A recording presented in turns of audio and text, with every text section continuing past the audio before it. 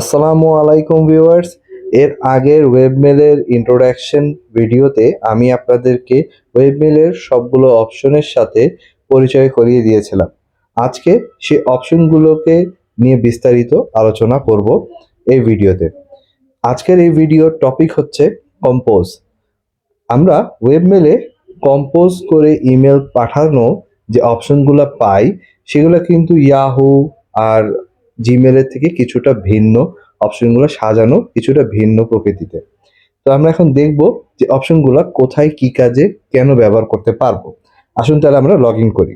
Log in করার পর আমি এর আগের ভিডিওতেও দেখিয়েছি, আপনাদের সামনে চলে আসবে ওয়েবমেলের ইন্টারফেস এবং বাম দিকে উপরে কোনায় শুরুতেই থাকবে কম্পোজ। কম্পোজে ক্লিক করার পর আমাদের সামনে ইমেল কম্পোজ করার জন্য যে ফিল্ডগুলো প্রয়োজন সেগুলো চলে এসেছে, আপনারা দেখতে পাচ্ছেন।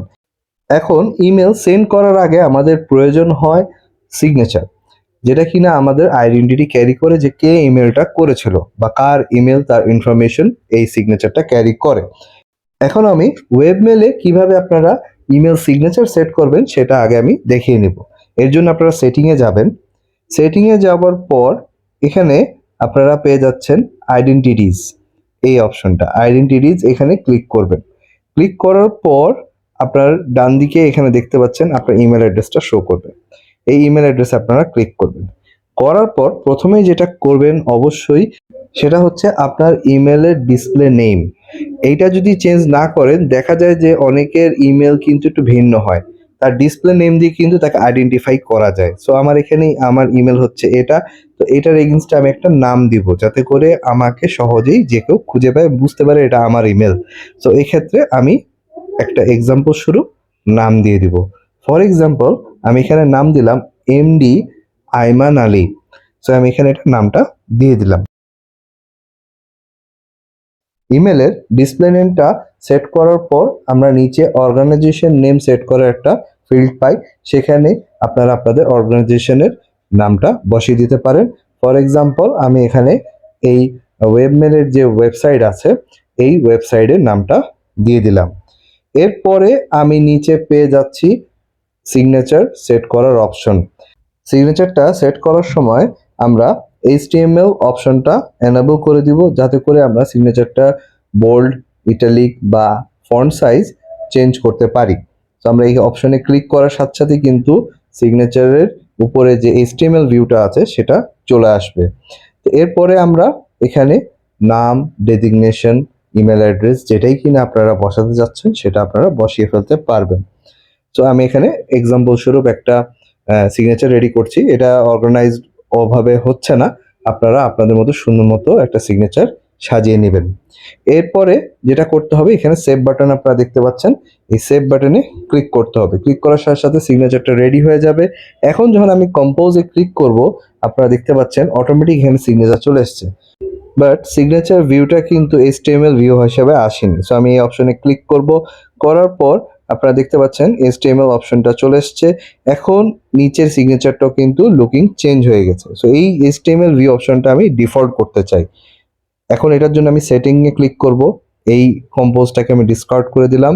এরপরে আমি চলে যাব ডিসপ্লে মেসেজেস। এখানে যে দেখব যে ডিসপ্লে HTML অপশনটা কি এনেবল আছে কিনা, যদি থাকে তারপরে চলে যাব কম্পোজ মেসেজেস এর মধ্যে। এখানে যে দেখব যে কম্পোজ HTML মেসেজেস এটা কি নাম করা আছে কিনা আর নেভার করা আছে কিনা। যদি এটা নেভার করা থাকে তাহলে অলওয়েজ করে দিতে হবে। এরপরে আপনারা আরো বেশ কিছু অপশন পাবেন তার নিচে, যেমন কত মিনিট পর পর আপনার ইমেলটা ড্রাফট হিসেবে সেভ হবে সেটা আমি 1 মিনিট পর পর করেছি। এছাড়াও আরো নিচের দিকে তাকালে আপনারা দেখতে পাবেন আপনার ইমেলের বডিতে কোন ফন্ট ব্যবহার হবে এবং ফন্টটার কত সাইজ হবে, এটাও আপনারা এখান থেকে সেট করে দিতে পারবেন। এরপর সেভ বাটনে ক্লিক করে আমি সম্পূর্ণ সেটিংটাকে সেভ করে নিলাম। এখন আমি কম্পোজে ক্লিক করলে আপনারা দেখতে পাচ্ছেন HTML যে বারটা আছে এখানে সেটা বাই ডিফল্ট চলে এসেছে এবং এটা আর হাইড হচ্ছে না এবং সিগনেচারটাও যেরকম আমরা চাচ্ছি সেভাবেই আছে।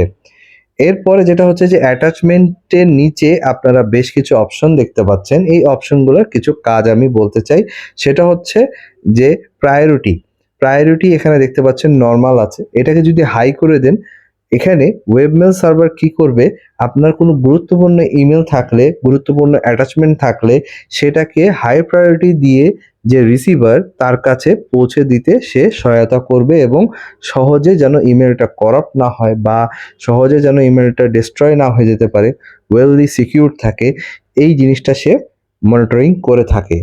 এরপরে আপনারা দেখতে পাচ্ছেন আরেকটা অপশন আছে, সেটা হচ্ছে ইমেলটা পাঠিয়ে দেওয়ার পর আপনি যদি কোনো স্পেসিফিক ফোল্ডার ক্রিয়েট করে রাখেন যে আপনি ইমেলটা পাঠানোর পর যেন এই ফোল্ডারে যায়, সেটা যেন সেন্ড আইটেমে না যায়, সেটাও আপনি এখান থেকে সেট করতে পারবেন যদি আপনার কোনো ফোল্ডার ক্রিয়েট করা থাকে, অর আদার্স যেটা বাই ডিফল্ট ফোল্ডার থাকে সেখানেও যদি আপনি পাঠাতে চান এখানে আপনি পাঠিয়ে দিতে পারবেন, জাস্ট ফোল্ডারটা সিলেক্ট করে ফেলতে হবে। আর যদি এখানে ডু নট সেভ সিলেক্ট করেন তাহলে ইমেলটা চলে যাবে ঠিকই, বাট আপনার এটা কোথাও সেভ থাকবে না আপনার ইমেলে, অর্থাৎ সেন্ড আইটেম বলেন বা আদার যে কোনো ফোল্ডারে এটা কোথাও থাকবে না, জাস্ট রিসিভার আপনার ইমেলটা পাবে। এরপরে আছে হচ্ছে এই অপশনটা, এই অপশনটার মানে হচ্ছে আপনার ইমেলটা যখন কেউ পাবে সেই নোটিফিকেশনটা আপনাকে পাঠিয়ে দেবে যে সে ইমেলটা পেয়েছে, আপনাকে ইমেল করেই পাঠাবে ওয়েবমেল। আর উপরে যে অপশনটা আছে এটা যদি অন থাকে, সে রিসিভার যখন ইমেলটা পেয়ে ওপেন করবে তখন সে আপনাকে নোটিফাই করবে যে সে ইমেলটা পেয়েছে এবং ওপেন করেছে। সো এই দুইটা অপশনের কাজ হচ্ছে এটা। তো এভাবে করে আমরা আমাদের কম্পোজের যে সেটিংগুলো আছে, কম্পোজের যে অপশনগুলো আছে আমরা ব্যবহার করতে পারি। সো ভিউয়ার্স, এই ছিল আজকের এই ভিডিওতে। আশা করি সামনে আপনারা ওয়েবমেলের কম্পোজ অপশনগুলো নিয়ে কনফিউজ থাকবেন না। আর সামনের ভিডিওগুলোতে আমি ওয়েবমেলের অন্যান্য সকল অপশনগুলোকে নিয়ে আলোচনা করব। যদি আমার এই ভিডিওটি আপনাদের ভালো লেগে থাকে প্লিজ লাইক এবং শেয়ার করবেন, আর সামনের আরো ভালো টেক ভিডিও দেখার জন্য আমার এই চ্যানেলটি সাবস্ক্রাইব করবেন। ধন্যবাদ।